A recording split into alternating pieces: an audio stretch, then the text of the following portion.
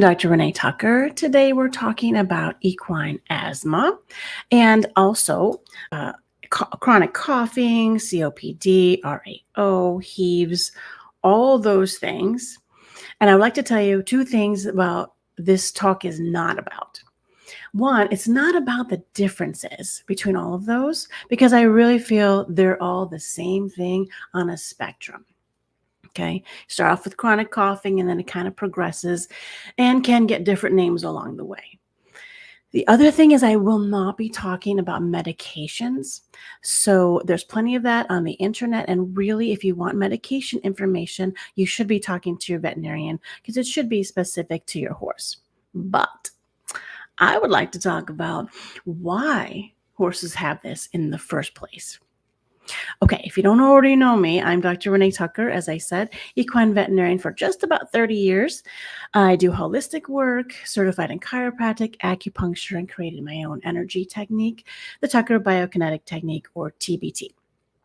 Okay, so what I like to do in this talk is kind of unwind what's been going on with equine asthma. And I'm just going to use asthma as kind of an umbrella term, and I mean all the things in the title, okay? First of all, a long time ago, we have been trained to think if I have a group of symptoms, then it must be a disease, and therefore I must either need medication or possibly a vaccine. That's just how we've been trained to think. So with coughing, if it's a chronic cough and it gets worse with dust or pollen, or if it gets worse with exercise, that's got to be asthma or COPD or something. Obviously, there's differences between all those, but that's another talk. Okay, so umbrella term, asthma. All right, we've been trained. We got these symptoms. It's got to be that.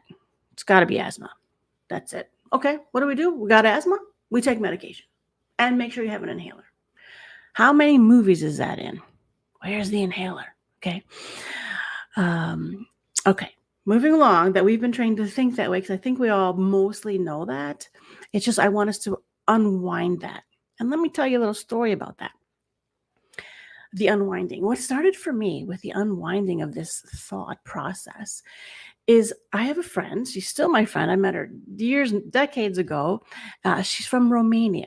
She moved here when her family moved here. We were on a hike, and she was asking me, "What is this thing? Allergies? What's asthma? What are you guys talking about?" And I'm like, "What do you mean? What are we talking about? Everyone knows what's asthma. Everyone knows that." And she said, "There's no word in Romania for asthma or allergies. There's none." She said, "I walked through wheat fields to go to school. Me and my friends, we saw all the flying pollen that you guys are talking about. No one coughs. No one has allergies. No one has asthma. What are you talking about?" So that, at the time, I was just kind of confused, and I thought there was a mistranslation. But it turns out they didn't have it at the time. So that got my brain thinking, wait a minute, they don't have it. How do you not have it? Weird, right? Okay. So add to that just the fact that we have these medications now that are helpful. And by the way, if your horse needs to breathe, you can use medications. I'm not upset about medication use, okay?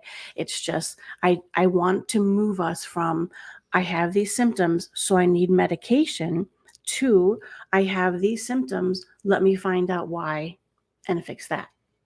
And I'm going to tell you why. I'm getting there, okay? But first, let's talk about how the lungs normally work. And in that I mean how they normally get rid of allergens and stuff that's in the lungs. Because we breathe in dirt and dust and pollen and all kind of tiny particulates all day long. For example, if you've ever lunged a horse in a dusty area, you know how much dust is in your nose when you're blowing your nose later, okay? And that's because we have some longer nose hairs that are designed to stop the larger particulates and just stop them there from getting to the lungs. What you may not know is those little hairs continue smaller and smaller all the way down your trachea to the lungs. Okay, they're not in the lungs, just to the lungs, okay? So we've got these little hairs in the trachea or windpipe. They're called cilia. C-I-L-I-A, cilia. And they are cilia because they are always doing the wave. They are always waving their hair. The little hairs going waving up. They're always waving up the trachea. It's carrying the larger particles that have landed on those hairs and move them up back towards the mouth. And when they get up to the mouth, we swallow them. And then they die in the pit of fiery acid in our stomach. All right, just a little dramatic effect there. But that is what happens, okay? Now, aside from the cilia, that's one thing we've got for defense. We also have surfactant. Surfactant is like a film that covers the alveoli of the lung. The alveoli are the smallest parts of the lung, right? You got your trachea, your bronchi, your bronchioles. It's all branching out like a tree. And then at the end, you have these cute little alveoli. You know, on a microscope and a slide, they look like tiny pink broccoli. It's so adorable. Okay, so the tiny pink broccoli is where the gas exchange happens, where the oxygen is taken into the alveoli and the carbon dioxide is gone out, and that goes into the lungs. Meanwhile, this little pretty clear surfactant is like a film, and if there's any dust down at the alveoli level, the surfactant then moves kind of like a river and carries the dust up and out again towards the mouth. That is what's supposed to happen. Whatever we breathe in, it's got to go back out. And so we've got surfactant and cilia that move things that aren't supposed to be in the lungs out. So what can happen? Let me give you an example. You may have heard of smoker's cough. Okay, so people who smoke cigarettes, they don't cough generally a lot during the day. I don't know a lot of smokers, sorry, but I am familiar with smoker's cough. In the morning, smokers who smoke regularly cough a lot. They are coughing thick, mucusy, coughing. They don't want to cough because it's uncomfortable and it doesn't tend to stop very quickly. And it doesn't stop until they smoke another cigarette. That's smoker's cough. It's only in the morning and it stops when you smoke. What's happening? Stuff that is in the cigarette itself stops the cilia from doing their wave. All day long with the smoking, they are paralyzed. They cannot do their wave. So the stuff accumulates in the lungs until the person is sleeping. Okay, so then the body's like, okay, we can all work. And they are just shoving the stuff up as fast as they can. And then when the person wakes up, then there's all this phlegm and gross stuff that the body is trying to get rid of. All right, so that's the idea of smoker's cough, that there is a toxin and that it paralyzes part of the body's lung defense. But the smoker thing, it's temporary. You know, it's only while you're smoking and a little while after. And then it goes away. So then, what happens when we have another toxin? Let me just cut to the chase here. What's happening with all this asthma, COPD, blah, blah, blah, it's all a spectrum, is we have a toxin in our lungs. And it's not just any toxin. It's several toxins, and they are amalgamated together. At the molecular level, they are all connected, stuck together, and they're too heavy for their surfactant to get them out. They are stuck there. These amalgamated toxins then, they're interesting because they have an affinity towards lung tissue, which means they love lung tissue. However they get in the body, they go to the lungs. And if the lung tissue that they're nearby, or on really, if that gets inflamed, irritated, scar tissued, it no longer is lung tissue. The toxin just moves on to more lung tissue. This is why this syndrome, if you will, of asthma tends to progress, because there's all this lung tissue that's getting damaged, inflamed, scarred, and this amalgamated toxin moves on. Kind of evil, really. Okay. Let me see. Sorry. You may be wondering why these toxins are not taken out by the liver, which most toxins are dealt with the liver and liver process, because this amalgamated toxin, it loves lung tissue. So the body can't pick it up and take it to the liver. It is stuck in the lungs, the lining of the lungs. When this toxin is near the lungs, as I mentioned earlier, it gets irritated, inflamed. The surfactant thickens. Plus, then you have all the inflammatory products from the immune system who's trying to help. Okay? Because when the surfactant cannot get this stuff out, it's like, hey, immune system, I need help. I can't get rid of this. So now you have the immune system. So that's more inflammatory products. Everything gets thickened. And there's way less ability for the body to actually do the gas exchange, i.e. breathing and getting oxygen. It can't. Luckily, there's plenty of lung service. There's lots, okay? So we just need to basically stop this toxin from being there and destroying stuff and traveling to the next part of the lung and destroying the next part. By the way, it can all be fixed. Don't worry. Okay. Now, you may wonder how these toxins get there. Well, I'm going to tell you, because it's an amalgamated toxin, it's not like a whole bunch of toxins get together and decide to form a band. Okay? No, they're put into the body as an amalgamated toxin. Okay? And those are injections. So they are in either or both the vitamin K shot or vaccinations. That's where it's coming from. Let me tell you a little story. My son, Noah, who was just turned 15, when he was a baby, I had a C-section, but so he was born, okay? I did not want any shots on this baby, okay, ever. But I had a C-section, and I was just so exhausted and tired, and they pressure you and bully you. And I love a lot of nurses, okay, but sometimes some of them are awful. And they told me how babies die if they don't get this vitamin K shot. So finally I gave in and said, okay, fine, give him the, because, I thought, okay, it's just a vitamin, right? But it's not a vitamin. Well, there might be some vitamin in there, but it's something else entirely. You can actually, research this, not Google. Okay. Google is in bed with Big Pharma. They suppress all the good information that we want to know. So you need to look elsewhere to research. My point being, if you research, you will find the vitamin K shot for human infants has a 40% of the time, the infant just born will go into respiratory distress, which is what happened with Noah.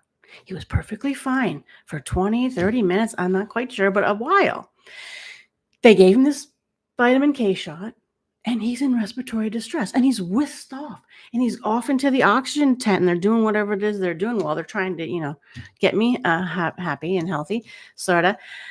And my husband at the time was with me, and I'm like freaking out. I'm like, go find that baby. Go find him. Make sure they're not killing him. Whatever I said, I don't know. I was quite upset with the whole thing, as I'm sure you can imagine. But that's 40%, guys. Documented. 40%.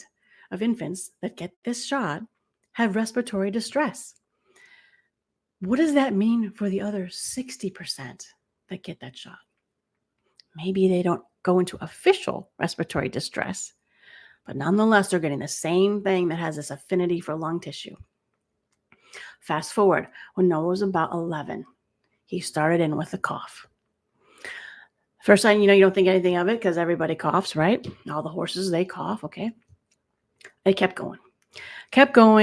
Long story, trying to shorten it for you, is it became an asthma cough. If anybody knows someone with asthmatics, and we've seen them on the movies, okay, It's an asthma cough. In fact, his dear brother was calling him asthma boy. I mean, geez, older brothers. Okay. So at that point, I was like, all right, this is definitely something, and I'm not going to the doctor because I know what they're going to say. Well, here's your diagnosis. You have these symptoms. Therefore, he has asthma. Therefore, here's your medication. I'm just not going to do it. Again, no offense to anyone who's gone down that road. You got to breathe. I got other options, so I worked on it. I worked on it using TBT. Like I said, it is energy work. What I did was essentially work to remove that amalgamated toxin. I'm sorry, it is hard to explain energy work. It is weird. But basically, all the molecules, they have atoms, which have electrons, neutrons, protons, and they're all zipping around with energy. And so as an energy working person, then I de-energize them. I just stop it from moving. And when they don't have the energy to hold together, they start breaking apart. And then there's surfactant and the cilia, and the immune system can go ahead and get rid of it. So Noah doesn't cough anymore. Noah doesn't have asthma. He's perfectly fine because I got rid of the toxin that I found out was injected in him as a baby, which I'm still mad about, as you can tell. Okay, now some horses, some veterinarians do give vitamin K as a full shot. So your horse may or may not have gotten that. Some don't. And I don't know about worldwide, but in the USA, some veterinarians give it, some don't give it. Okay, and it's also in some vaccines. So we're all getting this. Oh, most horses are. And I've said this on other videos or podcasts. 30 years ago, when I started being a veterinarian, the vaccines were not that harmful. It was okay. Now, I don't know what's changed. I don't know what they're putting in this stuff, but it's really bad. So that's the cause, people, is an amalgamated toxin in the lungs. It can't be removed by the body. And so it damages the lung tissue, stops the exchange of gases, i.e. breathing, and you're kind of stuck with trying to help the body open the airways and get the air in, which is not bad. It's just now you know the why. And now you're saying, well, what are we going to do about that? Am I right? Okay. Okay, for the solution, what I did was a little test. I started a Facebook group, which is now closed, but we had over 70 horses who all had some varying degree of what we're talking about, asthma, coughing, heaves, whatever. And we had quite the variety from coughing a little bit only when riding, all the way to the other side where we had horses that for 10 years have been on every medication and inhalers and herbs and everything. Nothing is helping. The horse is struggling to breathe all the time. So we totally had the whole spectrum. And what I did was energetically work on that toxin with TBT. So the energy breaks it up and then the body can get rid of it, which it did. And it varied, of course, depending on the horse's severity, the horse's age, anything else going on with the horse. Some horses immediately the next day had gobs of snot coming out. Okay, that's the body clearing the stuff out. Other horses were a little blah for a few days, and then they started coughing some stuff out. Some just stopped coughing and never coughed again. It was awesome. Fun things that happened is some horses, a lot of people actually said the horse was energy was different and hard to articulate, but they definitely used the word brighter and also more affectionate. In fact, one horse who was standoffish a lot became suddenly very huggy. So very, very interesting. But basically, the gist of it is, if it's the toxin, the energy works. Okay. Obviously, there's not only toxins, amalgamated toxins around in the lungs. Other people had, here's an example. One horse got rid of the toxins, definitely improved. However, the real cause of the coughing is the horse's heart. So long story on that, but basically it is nice to have a TBT person around to find the primary problems because that's what we do with TBT. So all that being said, It's the Facebook group, the test group, it is closed. I can't keep up with everybody. And we had horses from around the world and it was awesome. Instead, what I've done is I've put this TBT energy work for the lung issues into a product. It is into some lung herbs, and you give a tiny, tiny little bit, generally for just a couple months. Now, you may think that's crazy. You can't put energy into herbs. I totally get that. The thing about crazy is sometimes it's only crazy because we don't understand it yet. So if you choose to get this, it's a tiny little bit, it's 1 gram. And you might be thinking, oh my gosh, why did I get suckered into this, Dr. Tucker? But every little tiny bit, that's over 1 million atoms. All right. Because we work in the quantum realm and energy, and there's over 1 million, probably 1 billion quantum particles in there, and they're all going to be working. So if you want to try that, the link is below. Also below is the link to the TBT practitioners. So you can try to find a practitioner in your area. That'd be great. Then you don't need any products. They can just fix the horse for you. And certainly you're welcome to become a TBT practitioner yourself. Okay, so this is working. Give it a shot. Let me know how it goes. Thanks for watching.